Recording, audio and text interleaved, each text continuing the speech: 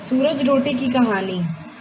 एक माँ बेटी थी। माँ गायों को चराने जाती थी। चैत्र का महीना आया, सूरज रोटी का व्रत आया। माँ रविवार का व्रत करती थी। बेटी ने कहा, माँ मैं भी व्रत करूंगी। माँ ने कहा, तू क्या करेगी? बेटी ने जिद किया। तब माँ ने कहा, अच्छा मैं गायों को चरा कर आती हूँ, तुम 2 रोटी बना लो, मैं गायें चरा कर आऊंगी, फिर पूजा करेंगे। बेटी ने ऐसा ही किया। माँ का रोटा तैयार हुआ। इतने में सूरज भगवान एक साधु का वेश धारण करके आए और आवाज लगाई, घर की देवी भिक्षा दे, घर की देवी भिक्षान दे। तब बेटी बोली, महाराज माँ का रोटा बना है, मेरा रोटा अभी बना नहीं है, और आवाज लगाई। बेटी ने मन में विचार किया कि घर में आया हुआ साधु भूखा जाएगा। तब बेटी ने माँ के रोटे में से थोड़ी कोर खांडी करके साधु को दे दिया। माँ गाय चराकर घर आई तब बोली, ला बेटी भूख लगी है, रोटा दे। बेटी ने थाली परोस दी। खांडा रोटा देखकर माँ ने पूछा। तब बेटी बोली, एक टुकड़ा तोड़कर साधु को दे दिया है। इतना सुनते ही क्रोधित होकर बेटी पर बिगड़ी और जिद पकड़कर पागलों के जैसे बोलने लगी, रोटा दे पण धी रोटा दे पण सागी रोटा दे, पण पूरो रोटो दे, धी रोटा दे, रोटा माँ कीर कोर दे, मेरा दे और सागी दे। इस प्रकार माँ बारंबार पुकार करती सारी नगरी में घूमने लगी। इस बात की रट लगाई। बेटी ने बहुत मनाया कि तुम मेरा ले लो, पर वह नहीं मानी। बेटी सुन कर बाजार में होकर वहां से भागी।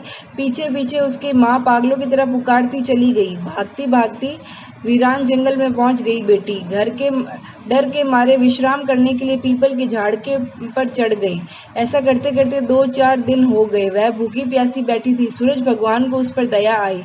सूरज भगवान ने पानी का लोटा और चूरमा के लड्डू की कटोरी उसको भेज दी। एक दिन गांव के राजा का कमर शिकार खेलने गया। वापस लौटते समय उसी पीपल के झाड़ के नीचे आकर ठंडी छाया में बैठ गया और बोला, यहाँ कितनी ठंडी छाया है। वह भूखा प्यासा था, बेचैन था, पर इस वीरान जंगल में पानी कहाँ ढूंढे। बोला, कोई पानी पिला दे तो अच्छा हो। ऐसा कहते ही लड़की ने ऊपर से थोड़ा पानी गिराया। तब फिर से राजा का कंवर बोला, मुझे तो भूख लगी है, कोई खाना दे दे तो अच्छा हो। तब इस लड़की ने ऊपर से चूरमे के लाडू गिराया। राजा के कंवर की भूख मिट गई। वह कंवर विचार करने लगा, यहाँ कोई है। ऐसा विचार करके अपने सिपाहियों को बोला, ऊपर कोई आदमी है, जाकर देखो। सिपाहियों ने झाड़ पर चढ़कर सब तरफ देखा, पर उन्हें कुछ दिखाई नहीं दिया। तब राजा का कंवर स्वयं ऊपर चढ़कर पत्तों पर देखने लगा। तब वह लड़की बैठी हुई थी। राजा का कंवर बोला, तुम कौन हो? भूत हो कि पलीत हो, देवता हो कि मानव हो? लड़की बोली, मैं मानव हूँ, साहूकार की बेटी हूँ। राजा का कंवर लड़की से पूछने लगा कि तुम मेरे साथ विवाह करोगी क्या? तब लड़की बोली, राजा जी आप तो नगरी के राजा हो, मैं तो एक अनाथ लड़की हूँ, मेरे घर द्वार परिवार कुछ नहीं है। राजा माना नहीं, बोला कि मैं तो तुम्हारे साथ ही विवाह करूंगा। पंडित और बाजा बुलाकर पीपल के झाड़ के नीचे उससे विवाह करके अपने साथ घर में ले गया और राजा खुशी रहने लगा। वापस चैत्र का महीना आया। उसने सूरज रोटे का व्रत किया। रोटा, घी और शक्कर खाने लगी। जेठानियों से देखा नहीं गया। राजा से जाकर शिकायत की। राजा बोला, मैं आंखों देखी मानता हूँ, कानों से सुनी नहीं।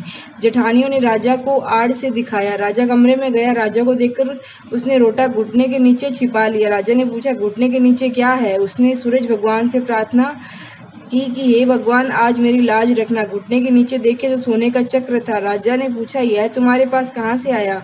रानी बोली, यह मेरे दुबले पीहर की भेंट है। वह माथा धोकर झरोके में खड़ी होकर बाल सुखाने लगी।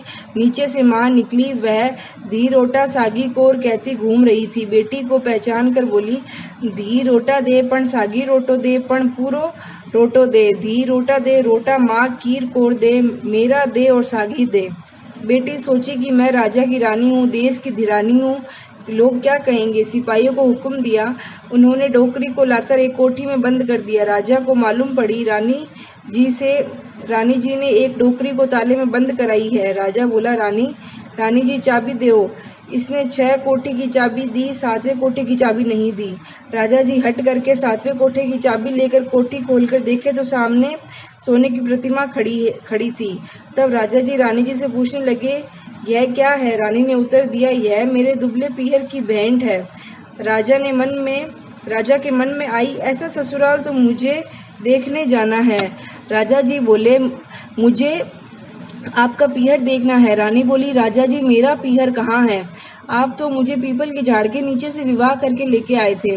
राजा जी माने नहीं, हट करके बैठ गए। तब रानी जी ने सूरज भगवान को प्रार्थना की, हे भगवान, राज हट पूरा करो और सवा पहर का पीहर वासा मांगा। सूरज भगवान ने स्वप्न में आकर रानी को सवा पहर का पीहर वासा पीपल के झाड़ के नीचे दिया। राजा रानी के पीहर गए। कंवर, नौकर, चाकर, हाथी, घोड़े, साज सामान सब साथ में लिया। जिस झाड़ के नीचे से रानी को लाए थे उस झाड़ के पास पहुंचे। आगे क्या देखते हैं, एक सुंदर नगरी बसी है। वहां पूरा परिवार था। कोई कहता मासी आई है तो कोई कहता बहन आई है, कोई कहता बुआ आई है तो कोई कहता मासी जी आए हैं, तो कोई कहता जीजा जी आए हैं, कोई कहता फूफा जी आए हैं, भौजाइयाँ कहती बाई जी आए हैं। नगरी का नाम सूरज नगरी था। वहाँ जड़िया जड़ रहे थे, दर्जी सी रहे थे, सब अपने अपने काम में व्यस्त थे। राजा ऐसी ससुराल देखकर प्रसन्न हुआ और परिवार को देखकर बहुत आनंदित हुआ। राजा रानी वहाँ जी में खूब पावनाचार हुआ, आदर मान हुआ। सवा पहर होने लगा। रानी जी राजा जी को बोले, अब हम लोग वापस घर चले। राजा जी ने कहा, इतना अच्छा ससुराल इतनी जल्दी कैसे छोड़े? ऐसे ससुराल में तो महीना भर भी रहे तो जी नहीं भरे, छोड़कर कैसे चले? रानी जी सोची, राजा जी चलेंगे नहीं। रानी कंवर के चूंटियां भर के रुलाने लगी। कंवर रोने लगा। राजा जी बोले, यहाँ कोई देवता का दोष हो गया है, वापस लौटना ही ठीक है। राजा रानी सीख लेकर निकले। राजा जल्दी में एक घोड़े का ताजना और अपने पाँवों की जुतियां यहाँ भूल गए। थोड़ी दूर आगे आए, पीछे याद आया, तब वे बोले, रथ वापस फिराओ, मेरा ताजना और जुतियां रह गई है। रानी बोली, इतना तो धन दिया है, इतने से के लिए क्यों वापस फिरते हैं? राजा जी सुने नहीं, वापस फिरे। आगे गए तो झाड़ के नीचे जूतियां पड़ी थी और ताजना झाड़ पर लटका हुआ था। पतले पड़े थे। कोई परिवार नहीं था, नगरी कहीं दिखी नहीं। तब राजा जी पूछने लगे, यह क्या रानी जी? तब रानी जी ने उत्तर दिया, महाराज, मैं सूरज रोटे का व्रत करती हूँ, सो भगवान ने मेरी लाज रखी है। अभी आपने जो देखा है वह सब उन्हीं की कृपा से मिला है, और आप मुझे झाड़ के नीचे से लाए थे, सो वही मेरा पीहर है। आपके हट के कारण मैंने सूरज भगवान से सवा पहर का पीहर वासा मांगा था। सूरज भगवान ने मुझे सवा पहर का पीहर वासा दिया था, इसीलिए आपकी दोनों चीज़ें वहाँ मिली। मेरी माँ का रोटा खांडा हुआ, इसीलिए वह पागल हो गई। वह नगरी में आई थी, तब मैंने उसको कोठी में बंद करवा दिया, तब उसकी सोने की प्रतिमा हो गई।